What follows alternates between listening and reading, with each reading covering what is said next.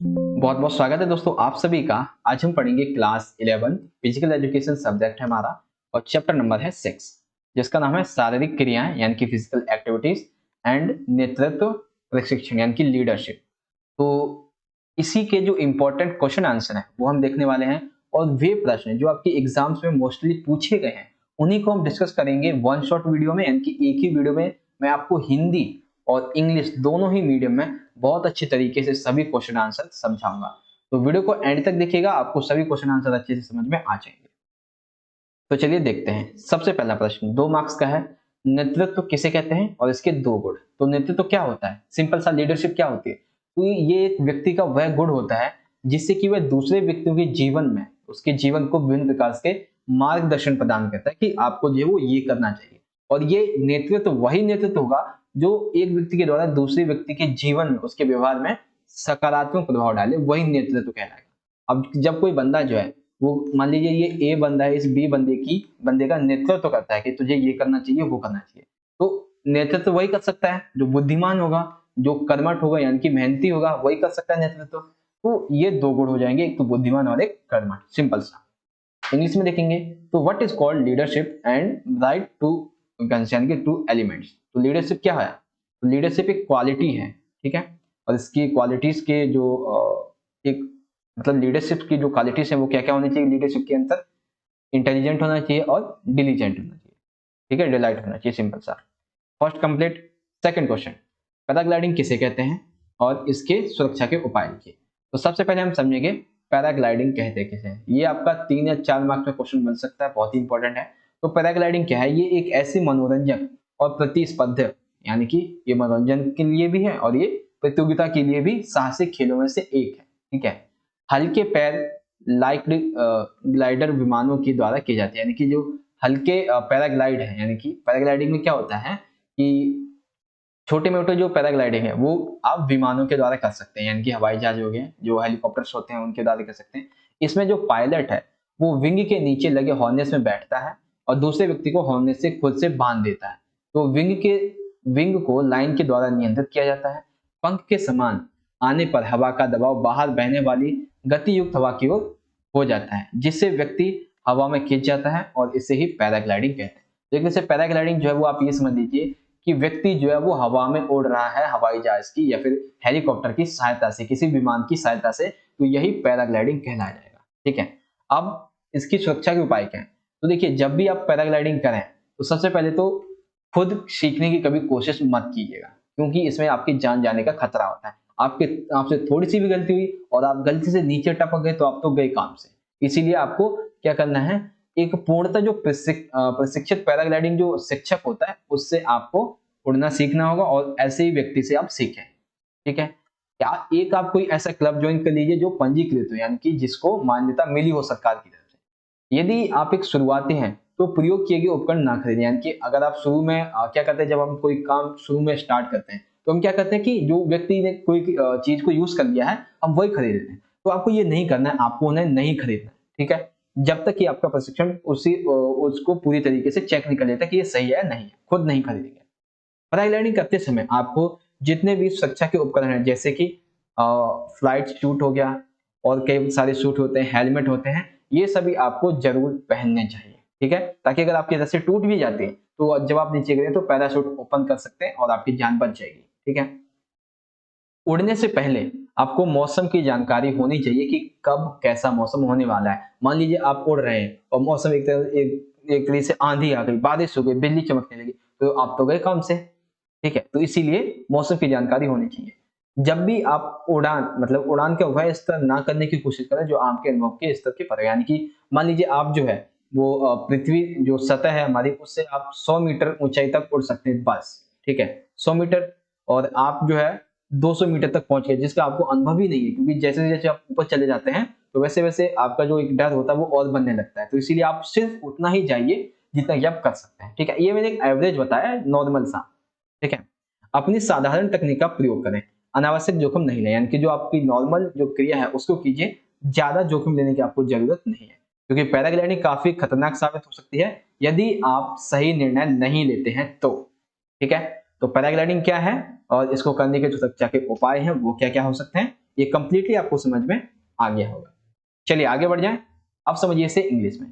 तो right what is paragliding and right the security measure for it. तो paragliding क्या है और इसके लिए जो सिक्योरिटी है वो कैसे कैसे लिखेंगे।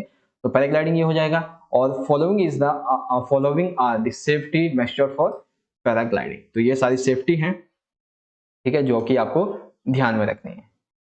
तो समझ में आ गया आपको क्वेश्चन नंबर सेकंड आपका। क्वेश्चन नंबर थर्ड देखते हैं। थर्ड है हमारा साहसिक खेलों के उद्देश्य को बताएं, यानी कि ऐसे खेल जो साहसिक खेल होते हैं उनका उद्देश्य क्या होता है। तो देखो भाई, उनका उद्देश्य होता है, जितने भी साहसिक खेल होते हैं सबसे पहला तीन ही उद्देश्य होते हैं बेसिकली, ये जो आपकी किताब में दिए गए हैं। प्रकृति के साथ जुड़ना, यानी कि अधिकतर खेलों में क्या होता है कि आप आउटडोर क्रियाकलाप करते हैं, यानी कि अपने घर से बाहर निकल के किसी प्राकृतिक स्थल पर जाते हैं, जो कि प्रतिभागियों को प्रकृति के साथ एक जुड़ने का अनुभव भी प्राप्त करवाता है। जैसे मान लीजिए आप किसी पार्क में जाते हैं, किसी जंगल में जाते हैं, तो क्या होता है कि आपको प्रकृति के बारे में जानने का मौका मिलता है, तो आप प्रकृति से जुड़ जाते हैं। प्रतिभागी जो है वो प्रकृति के नजदीक आते हैं और प्रकृति के साथ यह जुड़ाव प्राकृतिक वातावरण का उन्हें अनुभव भी प्रदान करता है। ठीक है। सेकंड है आंतरिक ऊर्जा का उचित प्रयोग। जब भी आप कोई साहसिक खेल खेलने के लिए जाते हैं तो प्रतिभागियों को उनकी अतिरिक्त ऊर्जा तथा उत्साह को एक सकारात्मक तथा स्वस्थ दिशा प्रदान करते हैं। यानी कि देखिए क्या होता है, जब आप अपने जो घर होता है उससे निकलकर कहीं दूसरी जगह खेलने के लिए जाते हैं तो आपको अतिरिक्त ऊर्जा और उत्साह बढ़ता है कि हाँ भाई अब हम जा रहे हैं कहीं और खेलेंगे और अधिक ऊर्जा से खेलेंगे, हमारे अंदर एक नई सोच उत्पन्न होती है, ठीक है, जिससे कि वे अपना सर्वांगीण विकास करने में सफल हो सकते हैं। तीसरा सबसे अहम है एकाग्रता को विकसित करना। कोई भी साहसिक खेल जब आप खेलते हैं तो उसके लिए आपको एकाग्र होना पड़ेगा। अगर आप एकाग्र नहीं होते तो आप खेल को अच्छे से नहीं खेल पाएंगे। साहसिक खेलों में भाग लेकर एक व्यक्ति जो है वो अपने अनुभव की श्रृंखला को आत्मसात करने के योग्य होता है। जब आप खेल खेलते हैं तो आपको अपने शरीर की, अपने मानसिक की जो भी कमियां हैं उसके बारे में, आपका जो अनुभव है उसके बारे में पता चलने लगता है। इस प्रकार व्यक्ति का ध्यान केंद्रित करने की योग्यता बढ़ने लगती है, जिससे उसकी एकाग्रता की शक्ति बढ़ती है। ठीक है। तो साहसिक खेलों के तीन यहाँ पे उद्देश्य होते हैं जो आपको यहाँ पे समझ में आ गए होंगे। ठीक है। तो अब चलिए आगे।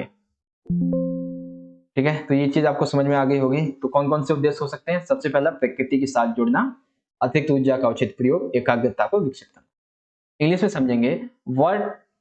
Right the objectives of adventure games. कौन कौन से ऑब्जेक्टिव्स हैं। Connecting with nature, proper use of excess energy, developing concentration. ठीक है, connecting with nature, proper use excess energy, developing concentration, ये क्या हो जाएंगे आपके objectives of adventure games. Question number 4 की बात करते हैं। क्वेश्चन नंबर 4 है हमारा कि ट्रैकिंग के जो विभिन्न प्रकार हैं उनका वर्णन कीजिए और ट्रैकिंग करते समय हमें किन किन सावधानियों का उपयोग करना चाहिए। तो सबसे पहले तो ट्रैकिंग क्या है। तो पर्वतों में जो यात्रा पैदल की जाती है उसे हम ट्रैकिंग करते हैं। चाहे तो आप क्या कहते हैं जो बहुत सारी एक्टिविटीज होती हैं वो करते हो या कुछ भी आप पैदल चल रहे हो तो उसे ही ट्रैकिंग कहते हैं। इसके जो प्रकार हैं वो 4 प्रकार होते हैं। सबसे पहली होती है एक आसान ट्रैकिंग, यानी कि बहुत ही सिंपल सी। इसे जो है वो आप अधिक ऊंची स्थानों की चढ़ाई नहीं होती, यानी कि आप क्या है जो नॉर्मल पहाड़ी वगैरह होते हैं वहां पे ये ट्रैकिंग इजिली कर सकते हैं। ऐसे ट्रैक जो है वो सामान्यतः पर्वत श्रृंखला में ही पाए जाते हैं। इस प्रकार की ट्रैकिंग विशेष करके एक अकेले व्यक्ति के द्वारा भी की जा सकते हैं जिससे ट्रैकिंग का अनुभव भी नहीं हो, यानी कि एक तरह से बहुत ही आसान सी होती है। जो आम व्यक्ति भी है वो जो ये आसान ट्रैकिंग होता है वो कर सकता है। फिर आती है मध्यम ट्रैकिंग। ये ट्रैकिंग जो है इस पर चढ़ाई करना आसान ट्रैकिंगों की अपेक्षा थोड़ा सा कठिन और चुनौतीपूर्ण होता है, यानी कि एक तरह से मध्यम ट्रैकिंग में क्या हो गया, आसान से थोड़ा लेवल अप हो गया। इस ट्रैकिंग के लिए प्रतिभागी को अपेक्षाकृत अधिक शारीरिक शक्ति की आवश्यकता होती है। यह ट्रैकिंग थोड़ी थोड़ी सी ऊंचाई वाले स्थानों पर आयोजित की जाती है, नॉर्मल से थोड़ी सी ऊंचाई पर। तो मध्यम ट्रैकिंग आपको समझ में आ गई क्या है। उसके बाद आ जाती है कर्मठ या फिर विकट ट्रैकिंग। तो कर्मठ विकट ट्रैकिंग में क्या होता है कि अत्यधिक शारीरिक प्रयास तथा दृढ़ता की आवश्यकता होती है, यानी कि आपको अत्यधिक मेहनत करनी पड़ती है उसमें कर्मठ और विकट ट्रैकिंग के लिए। ठीक है, आपको अत्यधिक प्रयास करने पड़ते हैं। इस प्रकार की ट्रैकिंग सामान्यतः 50 मीटर या फिर उसकी अधिक ऊंचाई पर आयोजित की जाती है और इसमें कुछ चढ़ाइयां भी शामिल होती है। और सबसे खतरनाक आती है वो है कठिन ट्रैकिंग। इसमें क्या होता है, इस प्रकार की ट्रैकिंग साहसी एवं अनुभवी पर्वतारोहियों द्वारा अधिक ऊंचाई वाली जो खड़ी चढ़ाइयां होती हैं, खड़ी जो चढ़ाइयां होती हैं उनके लिए की जाती है। जैसे कि जो अगर हम भारत की बात करें तो K2, K1 और हिमालय की जो पर्वत श्रेणी है उसमें जो ट्रैकिंग की जाती है उसको हम कठिन ट्रैकिंग कह सकते हैं, क्योंकि इस प्रकार की ट्रैकिंग में 1 माह से भी अधिक, यानी कि इसमें समय जो है वो 1 माह से अधिक भी लग सकता है। तो इसलिए ट्रैकर को अतिरिक्त शारीरिक एवं मानसिक दृढ़ता की आवश्यकता पड़ती है, और उससे जो है वो अपने शरीर से संबंधित जो भी कोई बीमारी वगैरह होती है तो उससे संबंधित, यानी कि अगर रास्ते में चलते जुकाम वगैरह हो जाए तो ऐसे में उसके अपने लिए जो मेडिकल बैकअप है वो लेके चलना चाहिए। तो ट्रैकिंग के विभिन्न प्रकार समझ में आ गए, कौन कौन से विभिन्न प्रकार ट्रैकिंग के। सबसे पहला है आसान ट्रैकिंग, मध्यम ट्रैकिंग, कर्मठ या विकट ट्रैकिंग और कठिन ट्रैकिंग। अब आ जाते हैं कि हमें ट्रैकिंग करते समय किन किन सावधानियों का ध्यान रखना चाहिए। तो कौन कौन सी सावधानियां रहेंगी, देखिए सबसे पहली सावधानी है कि आपको बरसात के मौसम में ट्रैकिंग नहीं करनी। जब लगे कि बरसात होने वाली है तो ट्रैकिंग नहीं करें, क्योंकि पहाड़ी जो इलाके अक्सर वहां पे भूस्खलन होता रहता है। जब भी आपको लगे कि बिजली चमकने वाली है तो आप शिखर पर नहीं रुके, क्योंकि इससे आपकी जान जाने का खतरा बन जाता है। ठीक है, अब आवश्यक जो सामग्री होती है जैसे कि पानी, माचिस, भोजन सामग्री और रस्सी। रस्सी तो बहुत जरूरी है, इसके बिना तो आप ट्रैकिंग कर ही नहीं सकते। तो ऐसे में ये आपको जो आवश्यक सामग्री है कौन कौन सी, पानी, माचिस, भोजन सामग्री और रस्सी, ये आपको साथ में लेकर चलना है अपने बैग में। ठीक है, ट्रैकिंग पर जाने से पहले आपको जहाँ पे आप जा रहे हैं, चाहे चाहे आप वो क्या कहते हैं, हिमालय जा रहे हैं, हिमालय की पर्वत श्रेणी पे K2, K1 और भी बहुत सारी पहाड़ियां वहां पे जा रहे हैं, तो वहां की जो मौसम की रिपोर्ट है आने वाले कुछ दिनों की और पहले की जो रिपोर्ट है और वर्तमान में क्या रिपोर्ट है ये आपको देखनी पड़ेगी। आप खराब मौसम में बिल्कुल भी ट्रैकिंग नहीं करें। कीटों से बचने के लिए पूरी बाजू की कमीज और पैंट पहने, यानी कि जो कीड़े मकोड़े होते हैं उनसे बचने के लिए आप जूते भी पहने। ठीक है, पूरी बाजू की कमीज और पूरी पैंट भी पहने। आपको पैरों में उचित जूते पहन के जाने हैं जो कि फिसले नहीं, जिससे आप ट्रैकिंग इजीली तरीके से कर पाए। ठीक है, उसके बाद ट्रैकिंग करते समय पत्ते व फूल नहीं खाएं, क्योंकि ये जहरीले हो सकते हैं। जंगली पदार्थ हमेशा जहरीले होते हैं।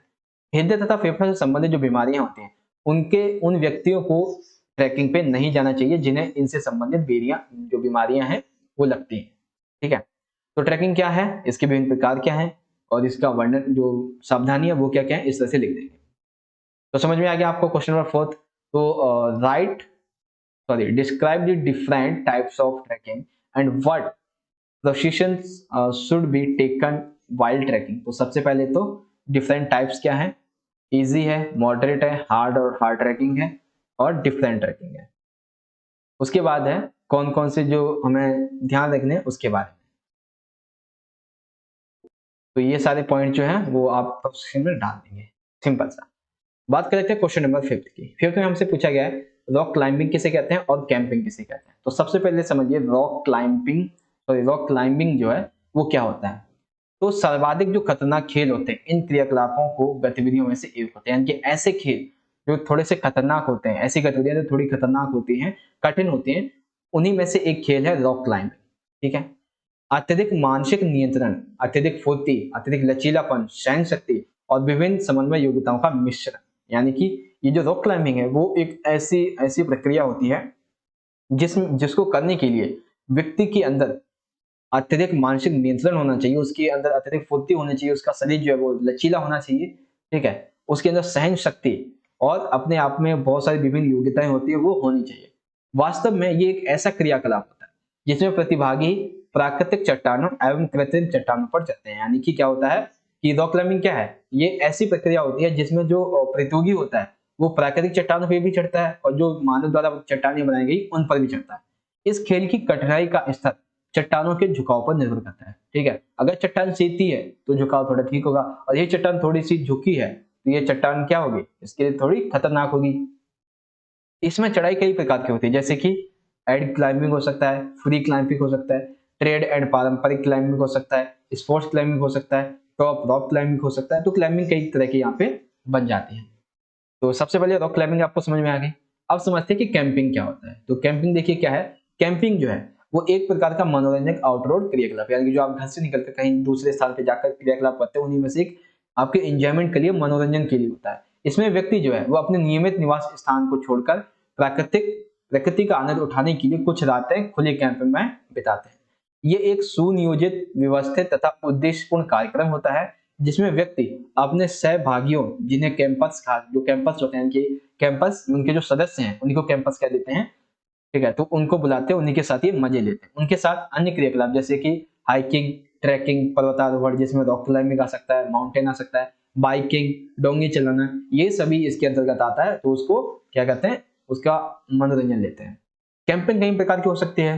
स्काउटिंग स्काउट कैंप हो सकता है, एनसीसी कैंप हो सकता है, एनएसएस कैंप हो सकते हैं, खेल कैंप हो सकते हैं, साहसिक कैंप हो सकते हैं और सामाजिक कैंप हो सकते हैं। तो कैंपिंग जो है वो कई प्रकार की हो सकती है। तो रॉक क्लाइंबिंग क्या है और कैंपिंग किसे कहते हैं, ये इजीली समझ में आ गया होगा आप सभी को। चलिए आप समझिए इसे इंग्लिश में। तो सबसे पहले तो रॉक क्लाइंबिंग क्या होता है ये आपको यहाँ पे दिख जाएगा। देन जो अगला था कैंपिंग, ये क्या होता है, तो इसे आप इजीली यहाँ से समझ सकते हैं। ठीक है, तो ये समझ में आ गया होगा आप सभी को कि रॉक क्लाइंबिंग किसे कहते हैं, उसके बाद कैंपिंग किसे कहते हैं। अब बात करते हैं क्वेश्चन नंबर 6 की। 6 में हमसे पूछा गया है साहसिक क्रियाकलापों के दौरान हमें क्या क्या करना चाहिए तथा क्या क्या नहीं, इसकी एक सूचीबद्ध कीजिए। यानी कि आपको बताना है कि जब आप साहसिक क्रियाकलाप करने के लिए जाते हैं तो आपको ऐसे कौन कौन से कार्य हैं जो नहीं करने चाहिए और कौन कौन से कार्य हैं जो करने चाहिए। तो सबसे पहले हम समझेंगे ऐसे कार्य जो हमें उसके दौरान करने चाहिए। सबसे पहला, साहसिक गतिविधि को किसी भी प्रशिक्षित मार्गदर्शक के निगरानी में किया जाए। यानी कि आप कोई भी साहसिक जो गतिविधि है जैसे कि रॉक क्लाइंबिंग हो गया, कैंपिंग हो गया और पैराग्लाइडिंग हो गया, ये चीजें जब आप करते हैं तो आपको किसी प्रशिक्षक की मार्गदर्शन की जरूरत पड़ेगी। गतिविधि को करने वाले जो रास्ते हैं, जो जगह है, उनका आपको संपूर्ण ज्ञान होना चाहिए। यहाँ का मौसम कैसा है, यहाँ के रास्ते कैसे, इन सभी के बारे में। जो भी प्रतियोगिता है, जो यानी कि जो प्रतियोगिता है उसमें जो भाग लेने वाले व्यक्ति हैं, भागीदार, उनकी सुरक्षा का ध्यान रखना चाहिए तथा उनके प्रथम उपचार के, यानी कि अगर वो इंजर्ड हो जाते हैं, कोई चोट वगैरह लग जाती है, तो उसके लिए उन्हें हमेशा अपने पास एक मेडिकल बैकअप रखना चाहिए। फोर्थ है कि आपको ऐसे उपकरण यूज करने हैं जो कि सही हो आपकी गुणवत्ता के अकॉर्डिंग। ठीक है, कैंपिंग के दौरान, अभी एक उदाहरण ले लिया हमने कैंपिंग, तो कैंपिंग के दौरान आप किसी भी प्रकार के जो मौसम है उसका सामना करना पड़ेगा आपको, क्योंकि जो पहाड़ी इलाके होते हैं वहां पे कभी मौसम चेंज हो जाता है, तो आपको उसका सामना करना पड़ेगा। नष्ट होने योग्य तथा नष्ट ना होने योग्य जीव पदार्थों को कूड़ेदान का इंतजाम करें। यानी कि आप किसी कैंपिंग साइट पे जाते हैं तो सबसे पहले तो आप कूड़ा वहां पे नहीं फेंकें, और अगर आपको फेंकना भी पड़ जाता है मजबूरन, तो आप क्या करें, ऐसे पदार्थ जो नष्ट योग्य हैं या नहीं भी हैं, तो उसके लिए एक पर्टिकुलर एरिया बना दीजिए और यहाँ पे आप कूड़ा छोड़ दीजिए। ठीक है, उसके बाद है कैंप साइट पर हमेशा आपको साफ सफाई का ध्यान रखना है। तो एक स्थान आपने कूड़ा रख दिया, बाकी जो स्थान है वो उस पर आपको साफ सफाई का ध्यान रखना है। कैंपिंग के दौरान जंगल, पहाड़ों, इनमें आग लग सकती है। ठीक है, तो आपको ऐसी आग लगने की जो प्रक्रिया है उससे सावधान रहना। तो साहसिक क्रियाकलापों के दौरान ये कार्य आप करेंगे। उसके बाद जो आपको नहीं करना है वो क्या क्या है, तो सबसे पहले तो जब आप कैंप साइट पर जाते हैं तो आपको अपनी जो खाली बोतलें हैं या फिर जो खाने का पदार्थ है वो नहीं फेंकना है। नदियों और तालाब जो है इसमें आपको कपड़े या फिर बर्तन वगैरह नहीं धोने हैं। पहाड़ों में टॉफी के रैपर, एल्युमिनियम फॉइल, प्लास्टिक, ये सभी नहीं फेंकें। साथ ही साथ नदी के किनारे किनारे आप शौचालय का इस्तेमाल नहीं करें। इस्तेमाल किए हुए जो रेनकोट होते हैं या जो कपड़े होते हैं उनको अपनी कैंप साइट पर ना छोड़े या फिर कहीं और ना फेंकें। कैंपिंग के क्षेत्र के आसपास आपको पेड़ नहीं काटने, नहीं तो आपको ज्यादा आग जलानी भी है तो थोड़ा आपको ध्यान रखना होगा कि आग कहीं दूसरी जगह ना पकड़ जाए। पीने का पानी जैसे कि नदियों और नहरें जो इनको आपको प्रदूषित नहीं करना है। ध्वनि प्रदूषण से संबंधित जो जीव जंतु हैं उनको आपको परेशान नहीं करना है, क्योंकि अगर वो उनको गुस्सा आ गया तो फिर वो आपको छोड़े भी नहीं, क्योंकि वो तो जंगली जानवर हैं, आप तो ठहरे इंसान, वो तो आपको चबा जाएंगे कच्चे। ठीक है ना, तो आपको ध्वनि प्रदूषण से हमेशा बचना है। तो आपको समझ में आ गया कि आपको कौन कौन से क्रियाकलाप करने हैं साहसिक क्रियाकलापों के दौरान और कौन कौन से आपको नहीं करने हैं। अब समझिए इसे इंग्लिश में। तो let's the dos and don't during adventure activity, यानी कि आपको क्या करना चाहिए क्या नहीं। तो following are the task to be done during adventure activity, तो ये टास्क हैं जो कि हमें करने हैं एक्टिविटीज के दौरान। उसके बाद है जो हमें एक्टिविटीज के दौरान नहीं करने हैं, वो वाले ये हैं। ठीक है, तो आपको समझ में आएगा क्वेश्चन नंबर 6 कौन कौन से क्रियाकलाप करने हैं, ठीक है, कौन कौन से नहीं करने हैं। अब सबसे आखिरी क्वेश्चन की बात करते हैं। ये काफी कह सकते हैं कि चैप्टर का एक अंतिम क्वेश्चन है। ठीक है, कि क्या शारीरिक क्रियाकलाप जीवन की गुणवत्ता को बढ़ा सकते हैं। यानी कि देखिए क्वेश्चन आपके जो क्रियाकलाप है उन पे ही उठा दिया कि जो शारीरिक क्रियाकलाप होते हैं क्या वो जीवन की गुणवत्ता को सुधार सकते हैं, यदि हाँ तो कैसे, यदि ना तो कैसे। यहाँ पे पूछा गया हाँ, तो हम बताएंगे बिल्कुल हाँ होता है। तो शारीरिक क्रियाकलाप जीवन की गुणवत्ता को सुधार लाने में निश्चित ढंग से सहायता करते हैं। कैसे, तो देखो सबसे पहले तो ये क्या करते हैं, हमारा जो हृदय होता है उसमें सुधार लाते हैं। कैसे, सबसे पहले रक्तचाप का स्तर कम होता है, यानी कि जो हमारा रक्त जो है वो एक जगह पे रुक जाता है, वो कम होता है और हमारे रक्त का संचालन बना रहता है। एलडीएल अर्थात जो खराब कोलेस्ट्रॉल होता है हमारे शरीर के अंदर, हमारे हृदय के अंदर, उसको क्या करता है, कम करता है। एचडीएल यानी कि जो हमारे शरीर के अंदर अच्छा कोलेस्ट्रॉल होता है उसके स्तर को ये बढ़ाता है। हृदयघात की संभावना कम हो जाती है, यानी कि जो आपका हार्ट अटैक वगैरह की जो बीमारियां होती हैं उसकी संभावना के अंदर काफी कम हो जाती है। इस सबके परिणाम स्वरूप जो हमारा हृदय होता है उसका स्वास्थ्य काफी अच्छा हो जाता है। ठीक है, तो हृदय से संबंधित सुधार जो है उसके लिए सारी क्रियाकलाप बहुत अच्छी है। उसके बाद दो सुधार और है, एक है मानसिक स्वास्थ्य में वृद्धि और एक है भार नियंत्रित करना। तो मानसिक स्वास्थ्य में वृद्धि समझेंगे पहले। सबसे पहले तो कि हम जो है वो सारी क्रियाकलाप करते हैं, तो इससे हमारे शरीर के अंदर क्या होता है, जो हमारी ऑक्सीजन होती है, जो हमारे लिए जीवन दायिनी गैस है, उसकी वृद्धि होती है। साथ ही साथ हमारे शरीर में ऊर्जा का एक स्तर भी बढ़ता है, मस्तिष्क को ये प्रभावित करता है तथा व्यक्ति के अंदर एक अच्छा अनुभव जो है उसे और अच्छा बनाता है। जो मानसिक स्वास्थ्य होते हैं उसमें वृद्धि लेके आता है।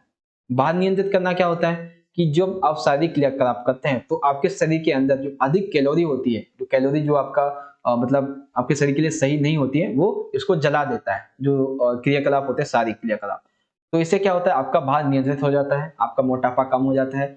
बीमारियां जैसे कि मधुमेह, हृदय रोग, गठिया बीमारी, ये सभी क्या होता है, गठिया बीमारी जो बचपन से होती है किसी को, वैसी बीमारी गठिया बीमारी कहलाती है। तो इन बीमारियों से आपको निजात दिलाता है। ठीक है, तो हाँ, हम ये कह सकते हैं कि शारीरिक क्रियाकलाप जो है जीवन की गुणवत्ता को बढ़ा सकते हैं। हृदय के स्वास्थ्य में सुधार में लाके, मानसिक स्वास्थ्य में वृद्धि लाके, भार नियंत्रित कर। अब लिखते हैं कि can physical activities enhance quality of life, if yes then how. तो सबसे पहले तो improve heart health, then second enhance mental health, then load control. Simple सा। ठीक है, तो आपको समझ में आ गया, ये आपका क्वेश्चन लास्ट। तो इस तरह से आज की हमारी वीडियो खत्म हो गई। सभी क्वेश्चन आंसर मैं आपको दोबारा दिखा देता हूँ। नेतृत्व किसे कहते हैं, इसके दो गुण, what is called leadership and right two types, paragliding किसे कहते हैं और पैराग्लाइडिंग करने के लिए सुरक्षा के उपाय क्या क्या हो सकते हैं, what is paragliding and following are the safety measure for paragliding, साहसिक खेलों के क्या क्या उद्देश्य हो सकते हैं, प्रकृति के साथ जुड़ना, अतिरिक्त ऊर्जा का उचित प्रयोग, एकाग्रता को विकसित करना। Following are the objectives of adventure sports, connecting with nature, proper use of excess energy, developing concentration. उसके बाद ट्रैकिंग के विभिन्न प्रकार, आसान ट्रैकिंग, मध्यम ट्रैकिंग, कर्मठ या फिर विकट ट्रैकिंग और कठिन ट्रैकिंग। इसको करते समय में कौन कौन सी, यानी कि ट्रैकिंग करते समय निम्नलिखित सावधानियां बरतनी चाहिए। Describe the difference types of trekking, तो easy trekking, moderate, hard and difficult. उसके बाद जो प्रोसेशंस हैं आपको जो फॉलो करने चाहिए जब आप ट्रैकिंग कर रहे हैं उस दौरान। पांचवा है रॉक क्लाइंबिंग किसे कहते हैं और कैंपिंग किसे कहते हैं। ठीक है, उसके बाद है रॉक क्लाइंबिंग इंग्लिश में, देन कैंपिंग। 6 क्वेश्चन है कि जब आप साहसिक क्रियाकलाप करते हैं तो आपको क्या क्या करना चाहिए और क्या क्या नहीं करना चाहिए। ठीक है, जब आप एडवेंचर एक्टिविटीज करते हैं तो आपको क्या करना चाहिए, क्या नहीं करना चाहिए। उसके बाद है कि क्या शारीरिक क्रियाकलाप जीवन की गुणवत्ता को बढ़ा सकते हैं, यदि हाँ तो कैसे। तो ये हृदय का जो स्वास्थ्य होता है उसमें सुधार लाता है, मानसिक स्वास्थ्य में वृद्धि लाता है, भार नियंत्रित करता है। Can physical activities enhance quality of life, if yes then how. तो इंप्रूव हार्ट हेल्थ, ठीक है, enhance mental health and load control. तो इस तरह से बच्चों आज की हमारी वीडियो यहाँ पे खत्म हो जाती है। गाइस, आपको वीडियो अच्छी लगी हो तो लाइक करें, शेयर कीजिएगा अपने सभी दोस्तों के साथ और कमेंट करके बताइएगा आपको वीडियो कैसी लगी। और अगर आप चैनल पे पहली बार आ गए हैं तो चैनल को सब्सक्राइब करके ऑल बेल पे सेट कर दीजिएगा ताकि आने वाले सभी वीडियो के नोटिफिकेशन आप तक पहुंच सके। मैं मिलूंगा आपसे अगली वीडियो में, तब तक के लिए आप पढ़ते रहिए और अपना ख्याल रखिए। धन्यवाद। जय हिंद, वंदे मातरम।